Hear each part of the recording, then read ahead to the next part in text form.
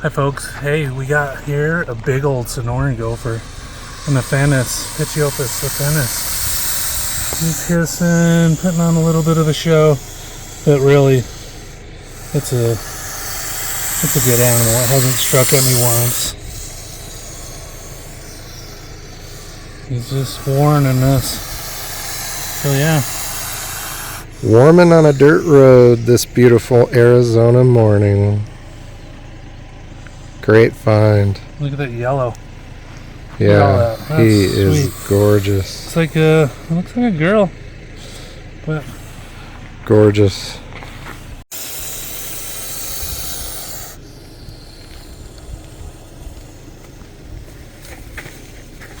Getting flat in that head.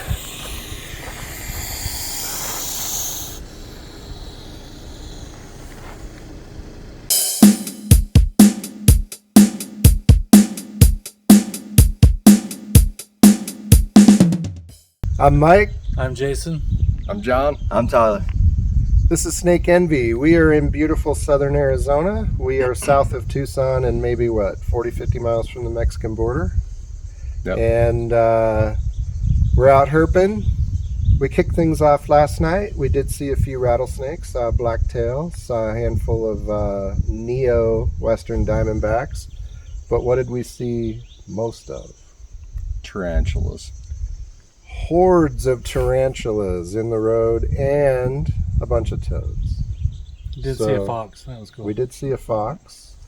So far this morning, nothing yet. One dead on the road. We did see a vulture.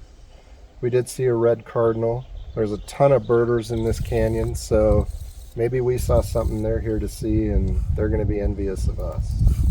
Maybe. Yeah, let's go with that. We'll go with that. But we're going to be here for a few days. There's a squirrel. Jason, what are you looking most forward to seeing?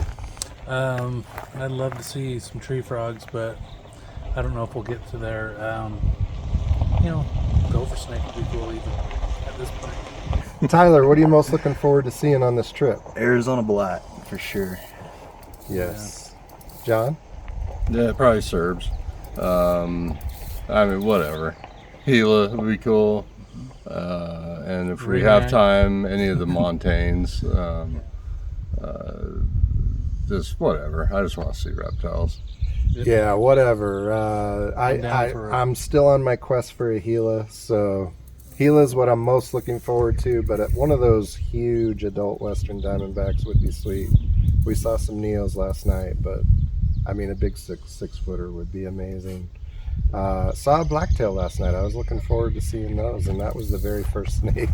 Yeah, we're like 5 minutes in last night, and there's one in the road. He was warm. He didn't want to settle Yeah, down. no, he wasn't too interested in being filming. Just wanted to get off the road. But what Jason said, a ringneck, a regal. Yeah. I don't see nearly enough of those. Yeah, that's always great. That'd actually be really cool. This road we found two big ones. You and I. Yeah. And they're big. They're 30 inches or so. Yeah, we were talking earlier this morning. The ringnecks here in this part of the country aren't what people are thinking when they hear ringneck. These are substantially bigger. This is big. That's big game. Yeah, they'll eating bigger prey. They'll keep a coral snake in its own corner. All right, let's get to it. So we're going to do a little more herping this morning, and then obviously in the evenings, and we're going to be here for a few days. Thank you. Thanks. See ya.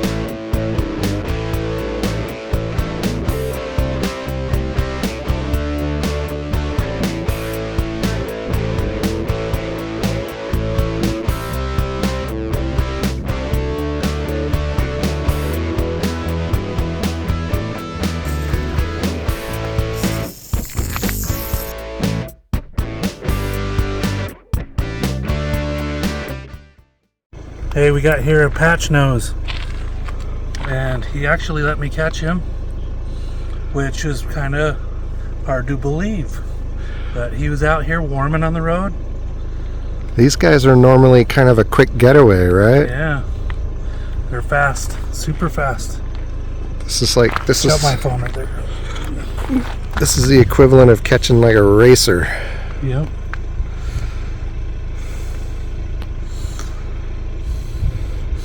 I want to get a close-up of his nose to see why they call it a patch nose. Look at that little stubby front nose.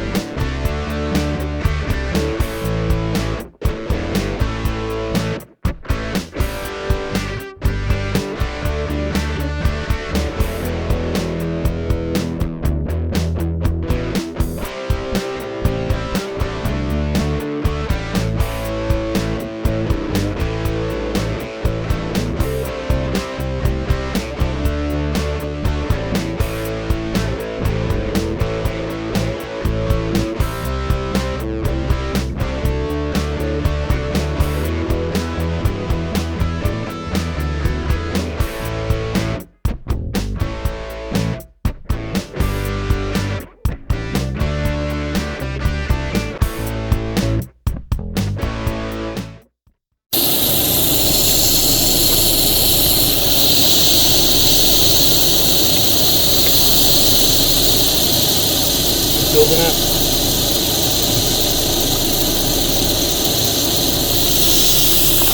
John, tell us a little bit about.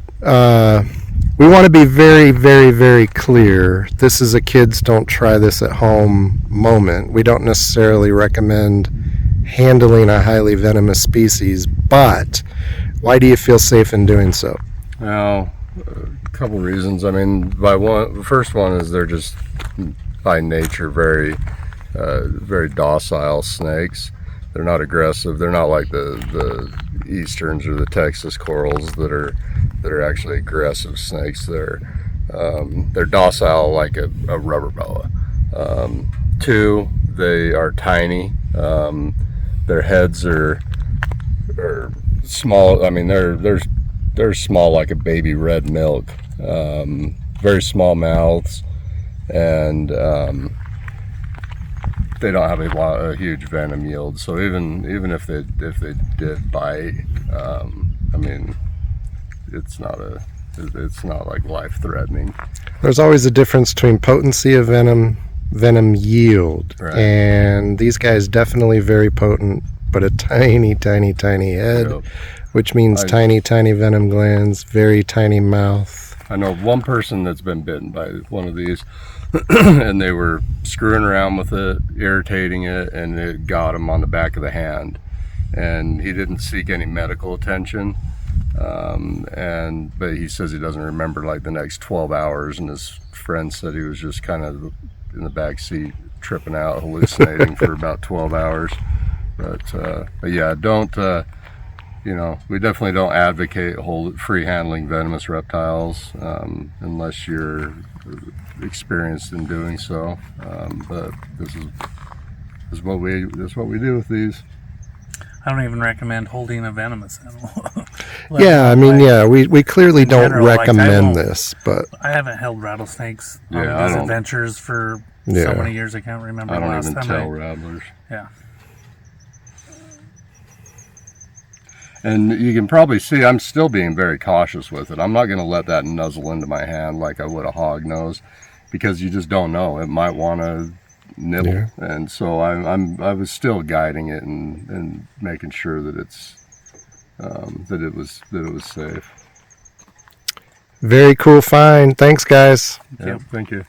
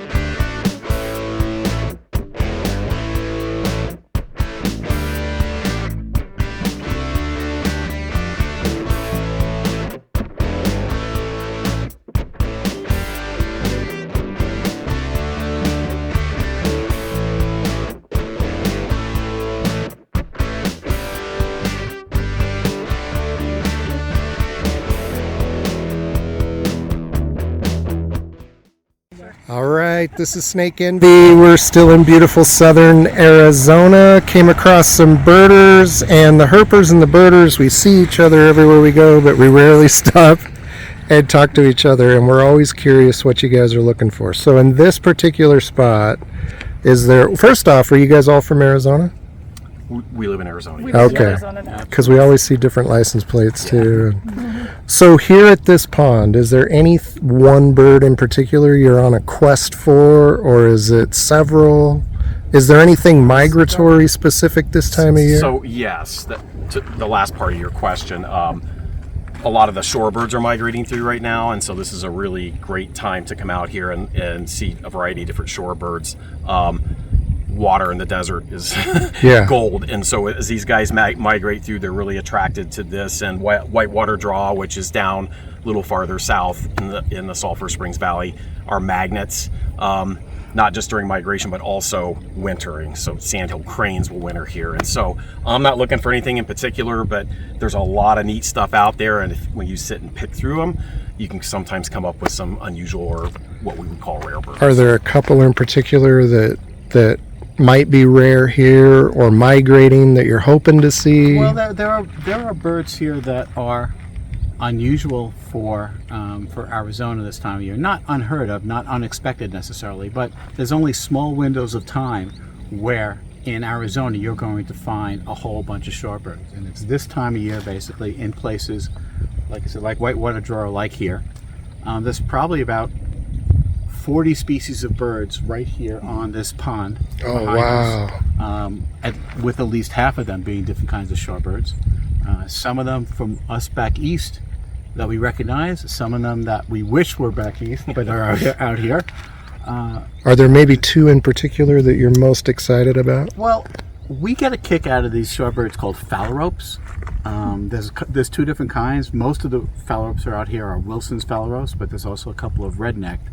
And what's really cool about them is they will sit there and just spin in a circle. Makes you wonder how they We saw that yesterday, and we were wondering what that behavior was. All they're trying to do is create just a little bit of a whirlpool of water to try to get some of the detritus and little stuff that's at the bottom of the pond up so they can start feeding in it. So they just create this One of us guessed right. Yeah.